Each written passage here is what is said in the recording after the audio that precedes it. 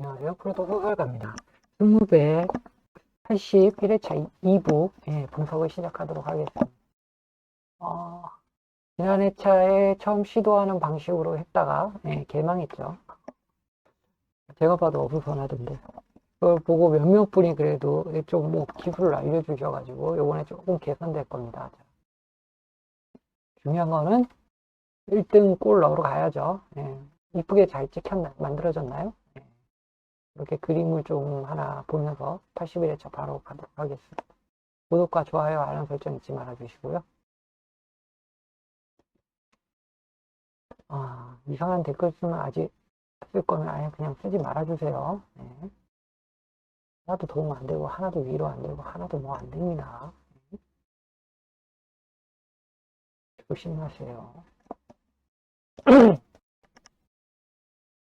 그래서 짜증나려고 그러니까. 자, 그러면, 이게 무슨 뭐 방송 형식이 있는 것도 아닌데, 하고 싶은 대로 하면 되는 거 아닙니까? 들으면 하든 하품을 하든 제가 알아서 할 겁니다. 듣기 싫으면 듣지 마세요.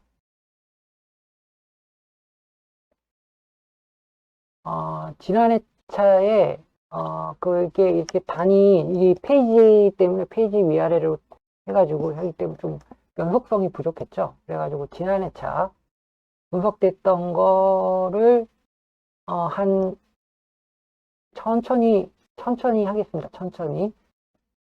페이지당 3초씩 해가지고 천천히 이렇게 할 테니까 요거 보시고, 참고해 주시고요. 왜냐면 지난 회차 제가 봐도 이게 문서가 연결되지 않아가지고, 좀 그런 게 있었거든요.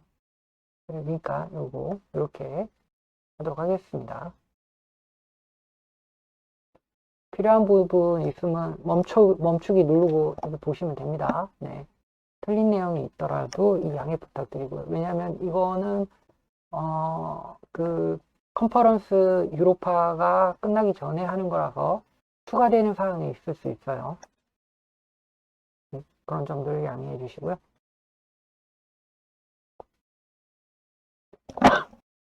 죄송합니다.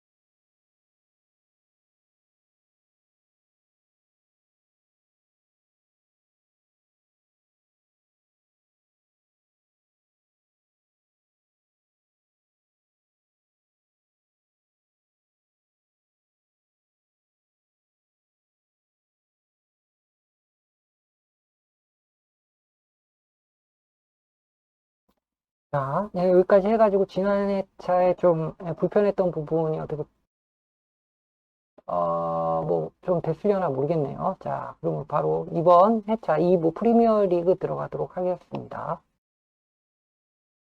이번 회차의 프리미어 리그 경기는 총 8경기가 있습니다. 하나, 둘, 셋, 넷, 다섯, 여섯, 일곱, 8경기가 있고요. 이 중에 브랜드퍼드랑 레스터 시티 경기 승, 뉴캐슬 크리스탈 팰리스 패, 그리고 맨유 승 해가지고 기본 축을 잡고 가도록 하겠습니다. 브랜드퍼드 레스터 시티가 왜 승이냐면요.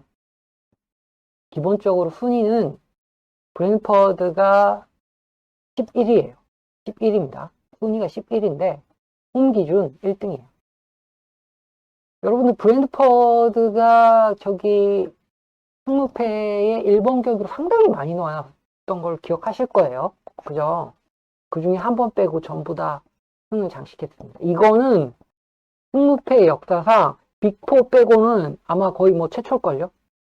아스널도 1번으로 나왔을 때 승을 기록한 게 거의 없다고 알고 있는데, 예.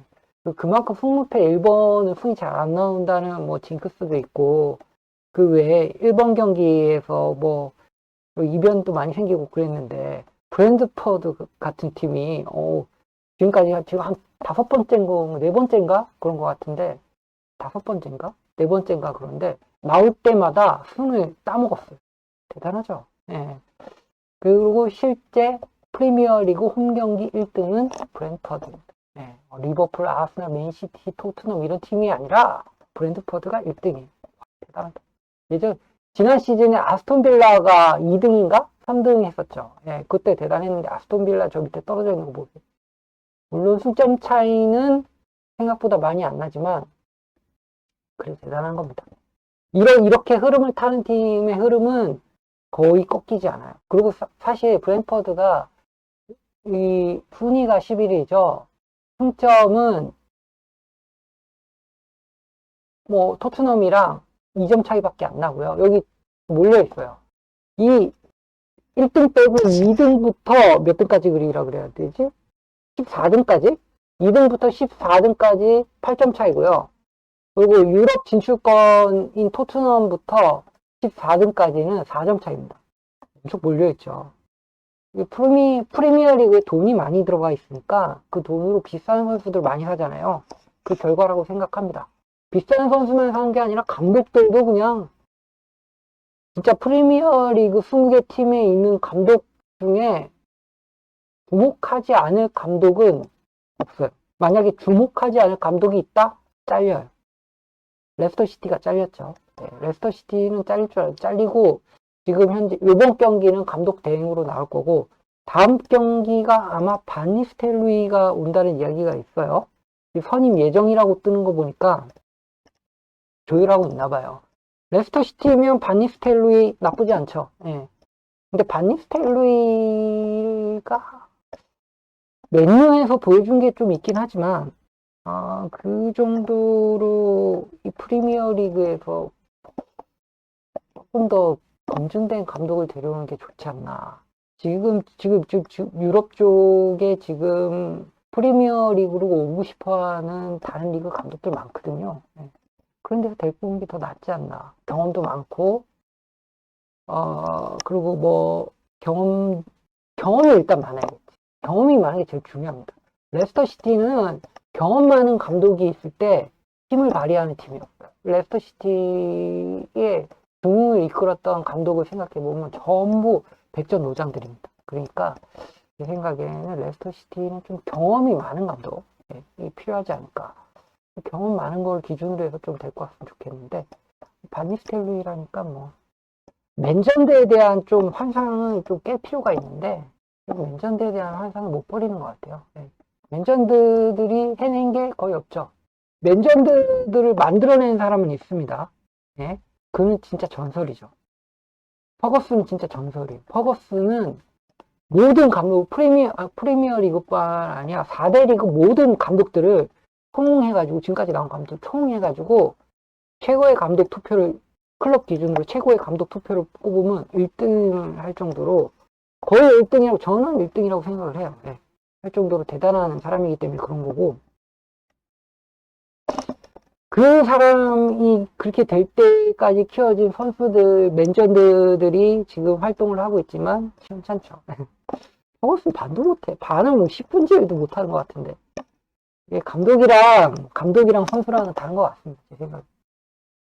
바니스텔로이 좀 더 검증을 할 필요, 좀 뭔가 좀 될성뿐 입히다 싶으면 좀 뭐지? 좀 지금 잘하는 감독들 있잖아요. 그 밑에 가서 그 감독들이 하는 것들을 좀 보고 배울 필요가 있어요. 그런 게 필요하다고 생각을 합니다. 뭐 이제 쓸데없는 얘기를 좀 길게 했는데 또, 자, 그러면 바로 시작하도록 하겠습니다. 그래가지고 브랜드퍼드 레스터시티는 브랜퍼드, 그리고 크리스탈 팰리스 뉴캐슬은 요게 사실 1번보다 2번이 좀 더 그래요. 뉴캐슬이 좀 단조롭죠. 그리고 내려앉는 팀을 상대로 좀 경기 결과가 많이 안 좋아요. 하지만 지금 크리스탈 팰리스는 선수들이 너무 많이 부상을 당해가지고 저는 뉴캐슬이 훨씬 낫다고 생각을 합니다. 그래가지고 뉴캐슬 하고요. 맨유 에버턴은 맨유 믿고 가도록 하겠습니다. 저번에 조금 실수가 아니라 조금 뭐라 그럴까 역시 맨유다를 보여줬는데 지난 경기에 이번 경기에는 역시 아모림이다를 보여주지 않을까 싶네요. 자, 이렇게 얘기를 하고 자 이제 노팅엄 이스위치 경기부터 보도록 하겠습니다. 노팅엄 이스위치고요. 노팅엄 이스위치는 노팅엄 사이드로 왜냐면 노팅엄이 잘했으니까. 노팅엄이 엄청 잘했죠. 역시 3연승을 하고 난 다음에 꺾이는 거 이거는 진짜 무슨 과학 같아. 네. 뭐 3연승 하면 꼭 꺾이더라고요. 중간팀은. 3무를 해도 꺾이는데 3무는 이거 안 꺾이는. 대단하죠. 자, 좀 보도록 하겠습니다. 노팅엄 포레스트와 이프위치 타운은요. 노팅엄 포레스트는 2경기에서 패배를 기록했지만 시즌 초반 좋은 성적을 보였습니다. 예, 특히 홈 경기에서 강한 모습을 보여왔으면서 크리스 우드가 팀의 주요 득점원으로 활약하고 있습니다. 크리스 우드가 주요 득점원으로 활약하고 있는데 이번 경기 나오죠. 자, 계속 보면서 얘기하겠습니다. 이프위치 타운은 시즌 초반 부진을 딛고 최근 3경기 무패 행진을 이어가고 있고요. 최근 경기에서 맨유를 상대로 무승부를 기록하기도 했고 상승세를 보이고 있죠. 자, 맨유를 상대로 무승부를 기록했을 뿐만 아니라 토트넘을 잡았고요. 레스터랑 비겼습니다. 이 흐름은 나쁘지 않아요. 사실 이스위치 타운 경기를 보면서 느낀 거는 이 팀 잘해요.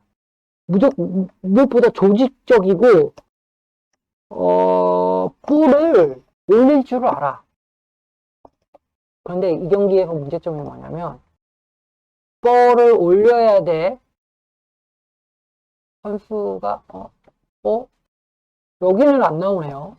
제가 파악했을 때 부상 선수로 나왔었는데 왜냐면 현재 노팅엄 말고 이스위치 타운의 오마리 허치슨이 질병으로 인해 출전이 불확실하다고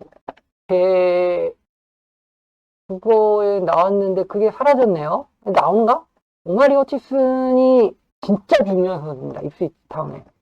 이스위치 타운에 쉽게 말해서 볼의 혈관 같은 물줄기 같은 선수예요. 왜냐면 이 선수가 없으면 볼이 안 굴러갈 것 같아. 뭔가 좀 막히는 부분에 혀를 뚫어주는 선수라 그럴까? 그래가지고 오마리 허친슨이 진짜 중요한데 오마리 허친슨이 나오는 것 같아요. 예, 나오는 것 같습니다. 요거는 중요한 부분이고요. 자, 계속 보도록 하겠습니다. 예상을 하면 전문가들은 노팅엄 포레스트가 이번 경기에서 우위를 점할 걸 예상하고 있으면서요. 가장 가능성이 높은 스코어 라인으로 2대1을 예측하고 있습니다. 영국 배팅 사이트에서 나온 점수입니다. 그러나 이스위치 타운도 최근 상세를 고려할 때 득점을 기록할 가능성이 높습니다. 이 경기는 양팀 모두에게 중요한 매치업으로 작용할 거고요. 노팅엄 포레스트는 상위권 진입을 위해 승리가 필요하고 이스위치 타운은 강등권 탈출을 목표로 하고 있습니다. 이스위치 타운이 너무 잘해가지고 사실 이 경기는 진짜 안개 속에 갇혀져 있는 경기입니다.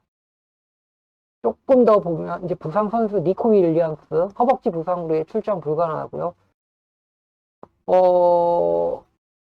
잠깐만요. 이거 보세요, 이거 보세요. 이렇게 틀린 내용이 들어간다니까요. 예. 이게 예, 죄송합니다. 이게 틀린 내용이 계속 들어가가지고 예. 안 봤으면 어떨 뻔했어. 예. 이게 더 맞는 것 같아요. 예, 이게 더 맞는 것 같으니까 이게 오늘 올라온 걸로 하는 거기 때문에 이게 더 맞는 것 같습니다. 다닐루, 샹가레, 앤더슨 이렇게 셋을 보는 게 맞아요. 예. 이렇게 셋을 보는 게 맞고 이스위치 타운은 시마몬 씨, 벤 존슨, 시어런 캐러, 텔러. 요거 이스위치 타운은 뭐 비슷하다고 보면 돼요. 제일 중요한 건 오마리 허치슨이에요. 오마리 허치슨을 집중적으로 보시면 되고요. 스카필테드 나온 걸로 알고 있는데. 예. 얘도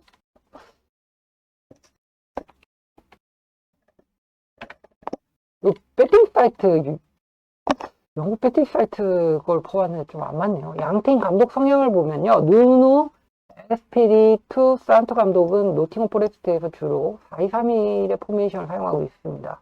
근데 누누 산토는 3백을 더 좋아해요. 3백에 양 윙백이 밑으로 내려와가지고 5백을 형성하는 걸 더 좋아하는데 노팅엄에서는 4백을 쓰면서 투 볼란치를 더 적극적으로 활용하는 게 더 좋은 성과를 내고 있습니다. 예. 4-2-3-1의 포메이션에 두 명의 수미형 미드필더 볼란치를 두고 있죠. 중심으로 견고한 수비를 구축하고 있는데 공격에서는 다양한 옵션을 제공하고 있는 게 뭐 노팅엄에서는 다행이죠. 예, 수비 전략은 뭐 수비 시에 팀을 조직적으로 압박하고 상대 공격을 차단하는 데 중점을 두고요. 낮은 블록에서 수비를 하면 상대 실수, 쉽게 말해서 내려앉는다는 뜻이에요. 내려앉는다는 뜻이고 공격 전력, 공격 전환 시 빠른 쉽게 말해 뻥 때려가지고 우리한테 공을 준다는 거죠. 예. 그래가지고 그거를 토기해서 득점 기회를 창출한다는 겁니다. 특히 이 팀에서 그 전까지 보기 힘들었던 모습이 바로 이제 미드필더, 두 명의 수비 미드필더의 중앙에서의 경기 통제를 하는 능력. 이게 상당히 잘 되고 있다는 거. 예. 누누에게서는 보기 힘듦. 근데 사실 누누가 이만큼 좋은 수비 미드필더를 활용할 수 있는 스쿼드를 받아본 적이 별로 없어가지고 이건 뭐 물론 토트넘에서는 좀 그랬죠. 토트넘은 원래 못하는 팀이니까 뭐 그렇게 볼 수 있고요. 자, 여기까지 보고 이제 키어런 맥케나를 보겠습니다. 입스위치 타운입니다. 전술 스타일은 키어런 맥케나 세심한 접근 방식과 개인적인 터치로 유명합니다. 그는 4-2-3-1 포메이션을 선호하며 팀이 짧은 패스를 통해 점유율을 유지하고 단계적으로 빌드업하는 스타일을 강조합니다. 이게 바로 펩 가르디올라 스타일이죠. 가장 많은 감독이 공유하고 있는 전술 스타일이에요. 그래가지고 이 전술을 유지하는데 가장 큰 특징이 뭐냐면요. 이게 이런 식의 축구가 유행을 하다 보니까 여러 팀에서 다 이런 축구를 하잖아요. 그러니까 선수 사오기 편해. 사오면 얘한테 이 포지션을 주면 얘가 하던 게 바로 우리 팀에서 하던 거. 이런 게 상당히 많죠. 대중적인 전술을 쓰는 팀이 유리한 점이 이런 겁니다. 물론 그걸 세심하게 얼마큼 잘하느냐는 다른 문제지만 하여간 그렇다는 거. 상당히 좀 비대칭적인 그 운용 방식을 쓰기도 뭐 높은 압박 전략을 사용하고요. 상대 풀백을 압박하고 플레이를 한쪽으로 잠그려 합니다. 그러니까 한쪽으로 몰아붙이는 거죠. 농구에서 이런 게 많이 나오는데요. 이거를 축구에 접목한 사람이 펩 가르디올라죠. 포지션을 이용해가지고 한쪽으로 몰아붙이고 반대쪽에 떨어져 있는 선수한테 공을 줘서 그 공으로 상대를 공략하는 그런 방식을 쓰는 게 펩 가르디올라의 기본적인 전술이고 그 전술을 맥케나도 따라합니다. 두 감독이 자신만의 독특한 철학과 스타일을 바탕으로 팀의 성과를 이끌고 있으며 각각의 전술 접근 방식이 팀의 경기력에 큰 영향을 미치고 있습니다.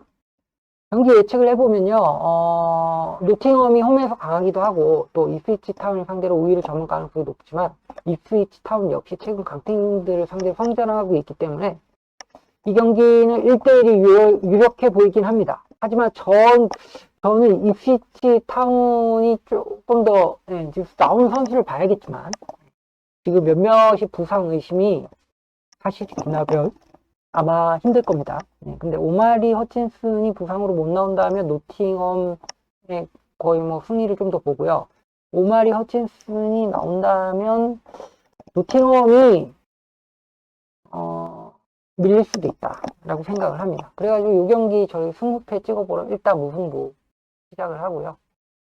일단 무승부를 시작을 하고 승패는 취향껏 가도록 하겠습니다. 그리고 다음 경기는 울버햄튼과 본머스 경기입니다. 울버햄튼이랑 본머스 경기는 일단 이 리포트를 먼저 보시죠. 읽어보시고요.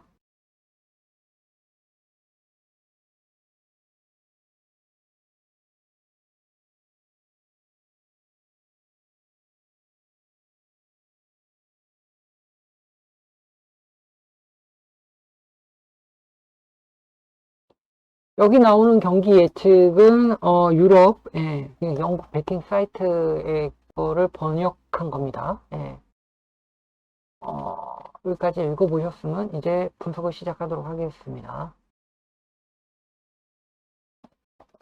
오늘 기준으로 이제 올라온 거를 보면 황찬이랑 페드로 리마까지 지금 현재 부상 의심까지 올라와 있습니다. 요거는 좀 더 확인이 더 필요가 있고요. 본머스랑 지금 울버햄튼의 선수 구성에서 어디가 더 지금 문제가 있냐 그러면 울버햄튼이죠. 그리고 두 팀의 최근 성적이 울버햄튼이 최근 또 달리고 있어요. 울버햄튼이 풀럼, 사우스햄튼, 크리스탈 팰리스, 브라이튼을 상대로 상당히 선전을 했네요. 선전을 했는데 이제 앞으로 경기들은 좀 험난할 겁니다. 자, 본머스는 브라이튼이랑 브랜퍼드 상대로 졌고, 그리고 이제 맨시티를 잡았죠. 맨시티 잡고 난 다음에 오히려 이런 모습을 보이는 게 좀 의외이긴 한데, 그렇습니다. 두 팀의 상대 전적을 보면 주고받고 하는 게 눈에 보입니다. 주고받고 하는데, 울버햄튼 홈에서 기준으로 보면 본머스가 좀 더 잘했네요.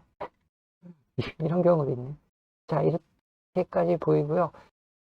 제 개인적인 생각도 두 경기는 울버햄튼이 훨씬 더 승리 가능성이 높지 않나 할 수 있는데 두 팀의 현재 그걸 보면 본머스가 훨씬 더 공수가 균형이 잡혀 있는 걸 볼 수 있습니다.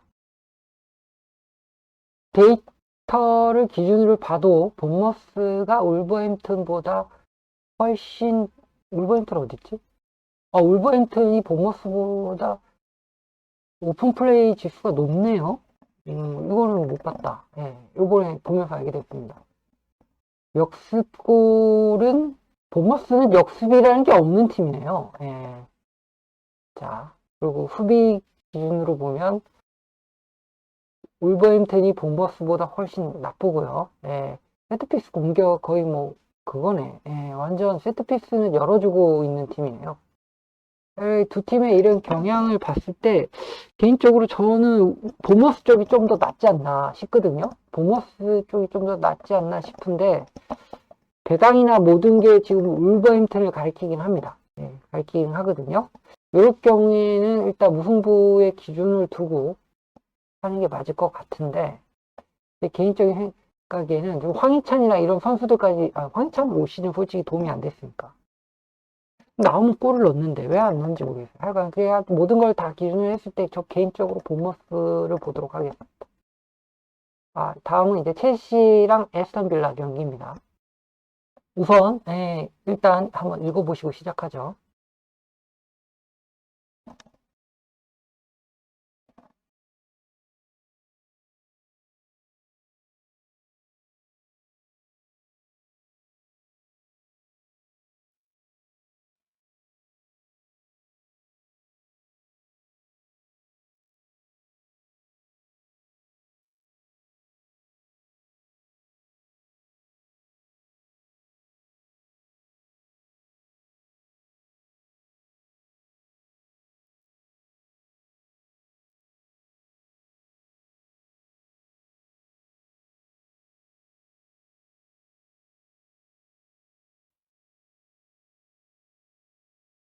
예, 저기 예상은 역시 영국 배팅 사이트의 분석이고요. 제 이야기를 해도 저도 이번 경기는 첼시 쪽을 보고 싶긴 합니다. 왜냐면 저는 오나나의 빈자리가 너무 크다고 생각하거든요. 예, 그리고 또 첼시는 지금 건강하잖아, 애들이. 거의 뭐 더블 스쿼드로 저쪽은 돌리고 있는데, 예, 저쪽 이제 뭐 컨퍼런스 리그는 그냥 돌고 있는데, 이 정도면 뭐 빌라가 불리하죠. 예, 빌라는 지금 챔피언스 리그 경기도 해야 되고, 그리고 뭐 리그 경기도 해야 되고 하는데 계속 이렇게 쭉 달려오고 있기 때문에 체력적인 한계도 있고, 그리고 이제 선수들이 지친 게 눈에 보여요. 그렇기 때문에 첼시가 유리할 것 같은데, 두 팀의 최근 경기 결과를 봐도 첼시 쪽으로 기울고요. 그리고 또, 맞대결 성적도 첼시가 좋죠. 예. 신기하네. 첼시는 엄청 아스톤 빌라의 거의 뭐 천정급인데, 무엇보다 또 첼시의 홈 경기고. 최근 첼시 홈 경기에서는 아스톤 빌라 쪽이 훨씬 나았어요. 신기하네. 이런 경기 결과도 나오는데, 두 팀의 현재 스코어는 첼시가 3등이고, 아스톤 빌라가 8등이죠. 저는 근데 이 경기에서 하나 보고 싶은 점이 뭐냐면요. 아스톤 빌라가 지금까지 상대해왔던 팀들이, 유벤투스, 리버풀, 클럽 브레에, 토트넘, 뭐, 크리스탈 팰리스, 본머스, 볼로냐, 볼로냐는 좀 그렇고, 맨유? 또 그렇고, 하여간, 최근 연패를 시작하면서 만난 팀들이 이제 토트넘, 클럽 브레, 리버풀인데, 크리스탈 팰리스는 왜 이렇게 됐는지. 그리고 또 유벤투스랑 쉽게 지지 않는 팀이라는 걸 알 수 있습니다. 첼시는 뭐, 또 약팀을 상대로 자기 힘을 과시했죠. 아스널한테 비겼잖아요. 네. 아스널 말고는 뭐 맨유는 맨유도 비겼고. 그래서 보면 좀 이 경기는 일단 무승부를 보도록 하겠습니다. 네. 승 가능성도 높지만 오히려 저는 이 경기가 무승부가 될 것 같아요. 무승부가 될 것 같습니다. 근데 제 팬심을 조금 더 담으면 빌라승? 팬심을 좀 더 담은 빌라승? 뭐 이렇게 보고요. 이제 토트넘이랑 뭐 풀엄 경기는 뭐 그냥 간단하게 워낙 잘하는 팀이니까 토트넘은 벤탄쿠르가 못 나옵니다. 벤탄쿠르가 이제 그 리그 FA의 징계를 받아가지고 못 나오죠. 그래가지고 이 경기는 징계로 출장 금지고요. 그 뒤에 뭐 오도베르, 히샬리서, 반더벤이 빠지는 게 그 비카리오 빠지는 게 진짜 크죠. 저는 이 경기에 이변이 난다면 비카리오의 빈자리 때문에 날 거라고 생각을 합니다. 지금까지 토트넘이 수비가 많이 뚫리는데 그거를 보충해 준 게 진짜 비카리오의 그 미친 듯한 선방이거든요. 근데 그게 없어지면 풀엄을 상대로 이게 왜 이런 그러니까 이게 모든 분들이 아마 토트넘 승을 기준으로 보실 것 같아요. 승을 보실 것 같은데 요번에 저는 또 반대로 갑니다. 왜냐면 일단 공격 지표를 한번 보죠. 공격 지표를 한번 보면 풀럼이 오픈 플레이 공격이 1등이에요. 이게 토트넘보다 훨씬 좋습니다. 토트넘은 역습에서 탈출종을 불허하죠. 그거는 이제 뒤에 수비가 아니라 그 중간 미들진에서 그러니까 강력한 압박으로 얻어내는 건데 풀럼이 역습에 의한 실점이 2점밖에 안 됩니다. 그렇게 높은 팁이 아니에요. 그리고 또 토트넘은 그 수비가 보시면 아시겠지만 수비가 준수한데 수비가 준수하죠. 수비가 준수한데 공격력은 풀럼이 더 좋다. 풀럼은 깨끗해요. 역습에 의한 득점이 아니라 말 그대로 만들어서 오픈 플레이어로 모든 골을 만들어냈습니다. 이러면 이 한 골은 무조건 난다고 봐야 되거든요. 근데 한 골은 나는데 두 골이 날 수도 있다고 생각하는 게 비카리오의 결작. 비카리오가 사실 들어가는 거 걷어낸 거 진짜 많아요. 제가 보는 경기마다 진짜 한두 골은 그냥 들어가는 건데 비카리오의 그 미친 듯한 반사신경으로 다 막아낸 거예요. 얘가 아니었으면 토트넘 수비는 지금보다 더 심각했을 겁니다. 근데 얘가 빠지잖아요. 답이 없죠. 비카리오가 확실하게 결장이 맞고요. 거의 오피셜하게 결장이 났고요. 네.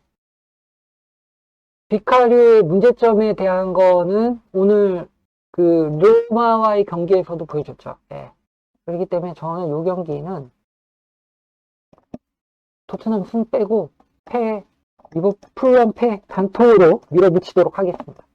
마지막 경기는 최대 빅경기 리버풀과 맨체스터 시티 경기입니다. 근데 리버풀 일단 읽어보시죠.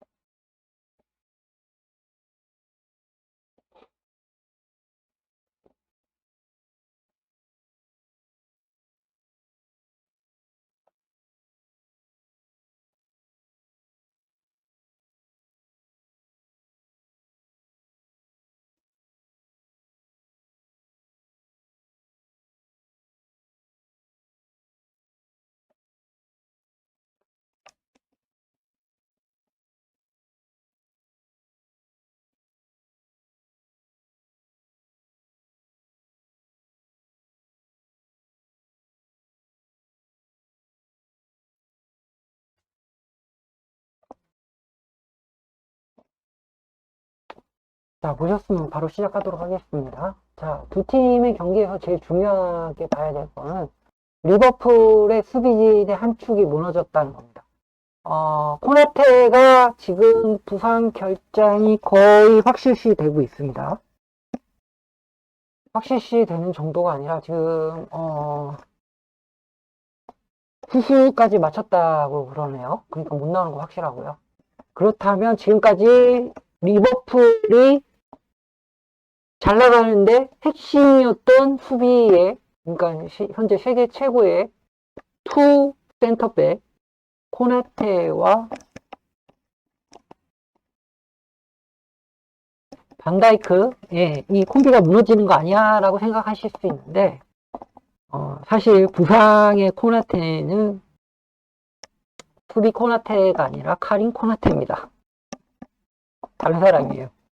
코나테는 이 경기 나옵니다. 여러분, 혹시 뭐 낚시당하신 분들 있으시면 조심하세요. 코나테 나옵니다. 코나테나 이름이 같아가지고 오해하시는 분들이, 저도 오해했어요. 저도 오해했어요. 이브라이마 코나테는 부상은 있긴 했지만 가벼운 부상으로 이번 경기 출전 가능하답니다. 네.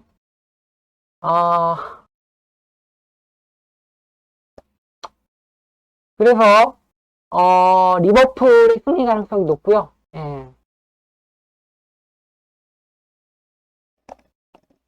맨시보다 리버풀이 더 좋은 건 사실이잖아요. 승리 가능성이 높고, 근데 이걸 굳이 안 따져도 상대 전적상 리버풀 홈에서 맨체스터 시티가 이긴 적이 별로 없어요.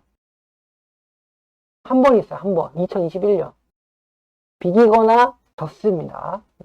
한 번 비기면 다음에 또 비길 가능성이 있는데, 그 커뮤니티 실드를 빼게 되면 리버풀이 맨체스터 시티를 잘 잡았다 라고 생각하시면 됩니다. 현재 맨체스터 시티가 안 좋죠. 이번 경기도 질 가능성이 높아요.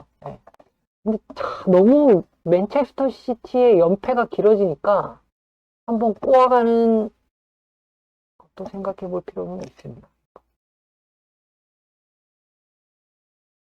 저는 그래서 첼시 빌라는 무승부로 가고, 이 경기 승무패 아니면 승무패 아니면 승패로 갈 예정. 제가 승패 가면 이게 꼭 무승부가 뜨더라고요. 그래가지고 그렇게 할 예정이긴 한데 어떻게 할지 모르겠네요. 이번 분석도 좀 길어졌고요. 그 길어진 가장 큰 이유는 지난 회차 거 AS 한다고 그것도 쓸데없는 얘기 조금 했죠. 그래서 길어진 거니까 이해해 주시고 들어주셔서 감사하고요. 보자.